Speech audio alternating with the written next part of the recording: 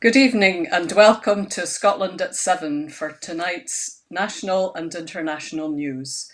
We'll be finished this evening by 7:30 so that those of you who are going to watch the opening match of the Euros will be able to do so. We begin with our daily coronavirus update.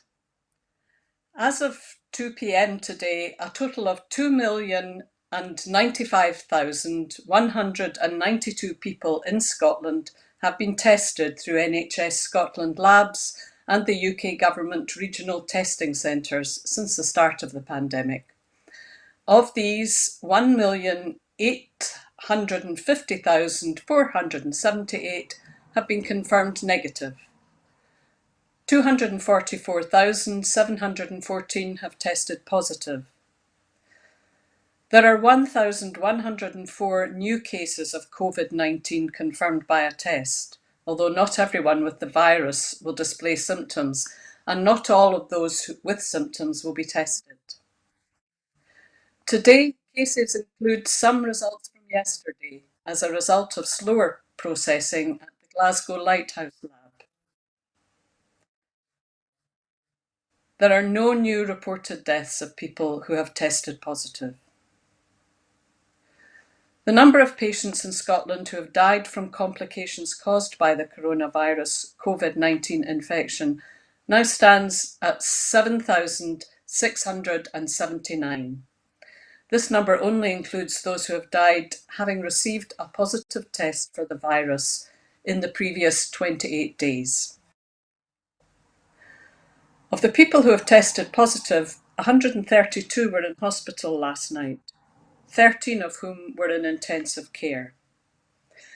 And as of 8 o'clock this morning, 3,459,063 people had received their first dose of the COVID-19 vaccination, and 2,375,246 had received their second dose.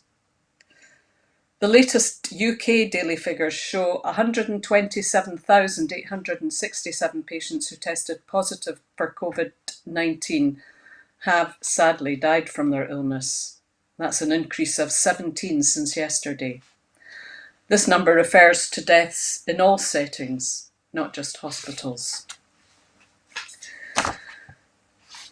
Scottish Teaching Union, the EIS, has overwhelmingly backed a motion which recognises the sovereign right of the people of Scotland to decide their future.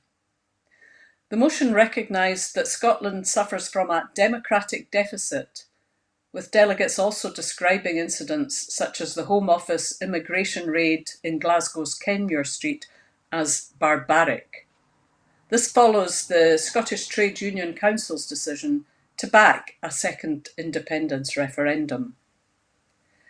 Commenting, SNP MSP Rona Mackay said that the people of Scotland delivered a cast-iron mandate at the recent Holyrood election for a fresh independence referendum once the COVID crisis is over. Ms Mackay said, "I warmly welcome the decision of the EIS delegates, who, just like more and more people across Scotland, believe it is the people who live here, not Boris Johnson, who have the right to decide Scotland's future. With independence, Scotland will be made safe from the Tories' disastrous, job-destroying hard Brexit, their callous dawn raids and hostile migration policies, which have no place in our country." International students are to be included in the national coronavirus COVID-19 vaccination programme. Health Secretary Hamza Yousaf has confirmed this will take place in line with guidelines from the Joint Committee on Vaccination and Immunisation for the coming academic year 2021 to 22. The move will both protect incoming students during their studies and prevent possible further transmission. Mr. Yousaf said, "There's a huge amount of work going on to ensure that everyone is able to get vaccinated. This is crucial to the success of the programme and our efforts to bring the virus under control." A new initiative to speed up cancer diagnosis and provide GPs with an alternative route to urgently refer patients has been launched. 3 early cancer diagnostic centres within existing NHS facilities will help to pick up cancer earlier where patients do not meet referral guidelines. The centres, being delivered through the National Centre for Sustainable Delivery, will provide GPs with an alternative route to urgently refer patients who have non-specific symptoms suspicious of cancer, such as weight loss, fatigue, pain and nausea, or where the doctor's instinct is that cancer may be involved. Centres in Ayrshire and Arran, Dumfries and Galloway and Fife will play a key role in delivering earlier diagnosis and improved care, with fast-track diagnostic testing at one appointment where possible. NHS Ayrshire and Arran and NHS Fife aim to diagnose or rule out cancer within 21 days of diagnosis, while NHS Dumfries and Galloway is working towards an ambitious 7-day turnaround. Currently, about 40% of cancer patients in Scotland are diagnosed by routes other than by an urgent suspicion of cancer referral. Patients presenting with non-specific symptoms can be more difficult to diagnose, as some symptoms or combinations of symptoms can have a range of potential causes, not all of which are cancer. Where cancer is the cause, the increased time taken to diagnose these patients can often result in poorer outcomes. Under this new model, as well as an examination and suite of tests performed in primary care at the point of referral, patients will largely be sent for a CT scan in the first instance, with all results discussed by a team of specialists at the hospital. All patients will be assigned a navigator to support them throughout their experience and to answer any questions or concerns they or their families have at any time.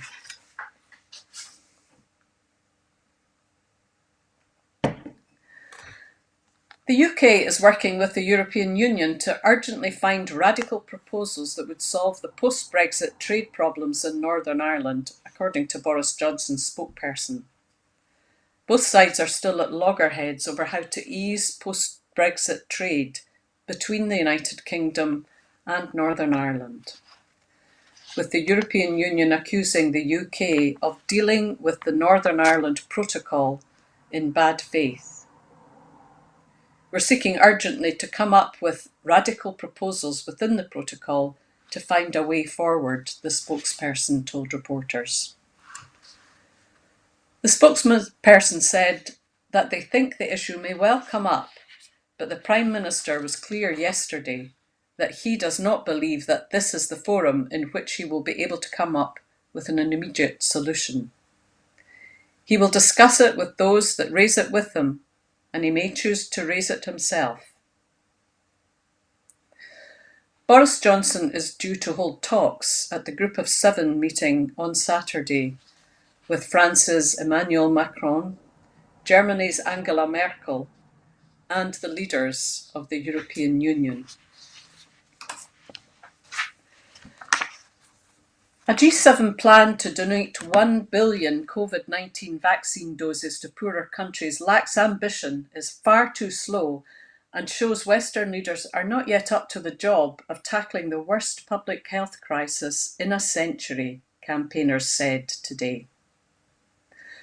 Boris Johnson said he expected G7 leaders to agree the donations as part of a plan to inoculate the world's nearly 8 billion people against the coronavirus by the end of next year. After the United States President Biden vowed to supercharge the fight against the virus with a donation of 500 million Pfizer shots, Boris Johnson said Britain would give at least 100 million vaccines within a year. Canada is also expected to commit to sharing up to 100 million doses. Other pledges may follow. But health and anti-poverty campaigners said that while donations were a step in the right direction, Western leaders had failed to grasp the exceptional efforts needed to beat the virus. Help with distribution was also necessary, they said. Alex Harris at Wellcome, a London-based science and health charitable foundation, said the pledges did not go far enough. What the world needs is vaccine now, not later this year. At this historic moment, the G7 must show the political leadership our crisis demands, said Harris. We urge G7 leaders to raise their ambition. The race to end a pandemic that has killed around 3.9 million people and sown social and economic destruction will feature prominently at the three-day summit, which began today in the Cornish seaside resort of Carbis Bay. The United States Justice Department under former President Donald Trump subpoenaed Apple for data from the accounts of at least 2 Democrats on the House of Representatives Intelligence Committee in an attempt to find out who was behind leaks of classified information, according to a New York Times report. The records of at least a dozen people tied to the committee were seized in 2017 and early 2018, including those of Representative Adam Schiff, then the panel's top Democrat and now its chairman, the report said. The paper cited unnamed committee officials and 2 other people briefed on the inquiry for the report. Prosecutors under Jeff Sessions, the first Attorney General in Trump's Republican administration, were seeking to find the sources behind the media reports about contacts between Trump associates and Russia. Apple turned over only metadata and account information, not photos, emails, or other content, according to the Times. The report also said that the Justice Department also seized Apple data from the accounts of committee aides and family members. It did not name any other member of the House besides Schiff. William Barr, the Attorney General in Trump's latter years in office, revived the investigation, it said. In a statement, Schiff said that the Justice Department had informed the committee last month that the investigation was closed. The new Israeli government, set to end Benjamin Netanyahu's 12-year tenure as Prime Minister, signed its final coalition agreements today, pointedly including term limits. The coalition of parties from far right to left is expected to focus mostly on economic and social issues, rather than to risk exposing internal rifts by trying to address major diplomatic issues such as the Israeli-Palestinian conflict. Netanyahu, Israel's longest-serving leader, will be succeeded on Sunday by a coalition that includes, for the first time, a party from Israel's Arab minority. Under a power-sharing agreement, Naftali Bennett of the ultra-nationalists Yamina, rightwards party, will serve as Prime Minister for 2 years. Bennett on Friday said the coalition brings to an end 2.5 years of political crisis, although it was unclear how long the coalition's disparate elements would hold together. He will then hand over to Yair Lapid of the centrist Yesh Atid. There is a future party.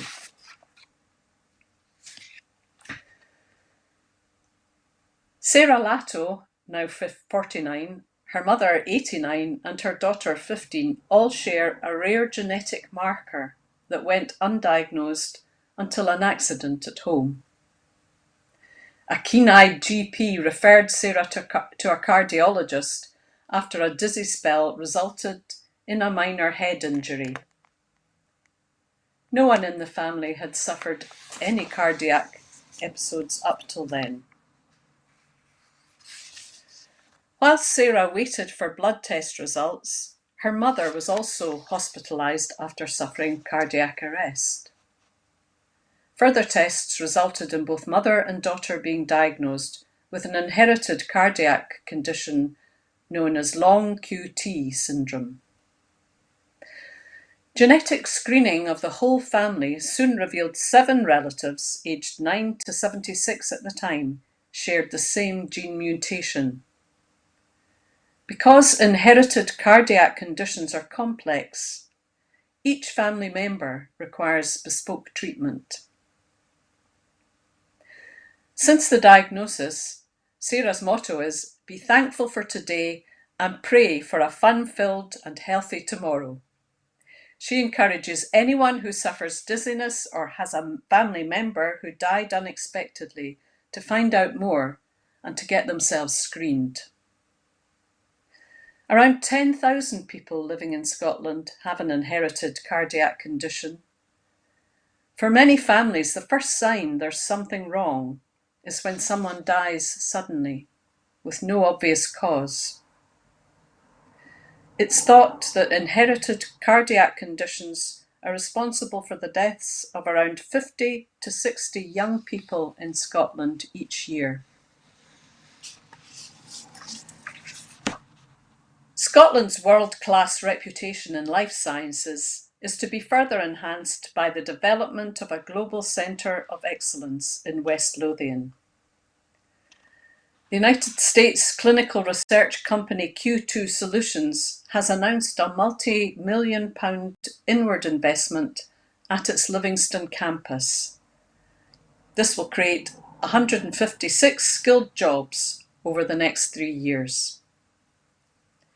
Supported by a £3.8 million Scottish Enterprise grant, Q2 Solutions will establish a centre of excellence in flow cytometry, I guess that is, and genomics testing and analysis, enabling it to offer an increased range of services to clients, including leading pharmaceutical companies. The multi-million-pound research and development project will help anchor Q2 Solutions operations in Scotland and sits alongside an ongoing £17 million infrastructure expansion project at the campus, where the company already employs more than 950 people. The announcement follows confirmation this week that Scotland was the most popular UK location outside London for inward investment in 2020 for the 6th successive year. And that brings us to the end of the news for this evening. I just want to remind you that Broadcasting Scotland requires and needs support from you, the members of the viewing public. So if you think this service, this independent Scottish broadcasting service, is important and needs to continue and to develop, please, if you can, support us, support Broadcasting Scotland. You'll see the information of the website where you can register, where you can give and pledge your support on the screen now. And with that, I wish you all a very good evening. If you are going to watch the football tonight, enjoy it. We're entering into a very exciting time for Scotland. It's the first time, as you know, for 23 years that the men's football team has made it to the finals of a major international competition. So we wish them well, and I wish all of you well, whether you're football fans or not. I certainly am, and I'll be at the first match at Hampden on Monday afternoon. And with that, I say once again, good night. Have a good weekend, everybody.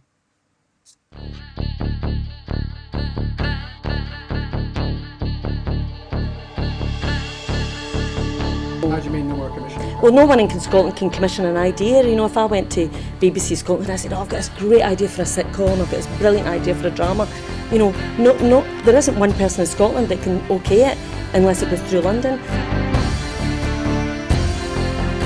Good morning and welcome to another edition of Full Scottish. what's happening today. Hello and welcome to the Full Scottish here on Broadcasting Scotland. Scotland is going to be an independent country. That need, that desire for independence is ever stronger than perhaps it was in 2014. So there's an obligation that we've got to give leadership to that campaign. That's what Nicola Sturgeon as our First Minister has been doing. My feeling about Boris Johnson is he can't be trusted on anything. That is now and forever will be known as the rape clause. I'm old enough to remember going into Europe in '73, and I remember how much of a razor's edge that was a battling stone. And I think we made it by 53%, if I remember correctly, for going in. And ever since that time, England particularly has been pretty much schizophrenic, down the middle about whether it felt British or whether it felt European. And that schism, that crack has remained throughout English society ever since. Scotland means business. Scotland's voice won't be stilled, it won't be silenced, it has to be heard. About the work that's been done by Broadcasting Scotland in giving community activists, yes activists, Scottish activists a platform other than the traditional media outlets.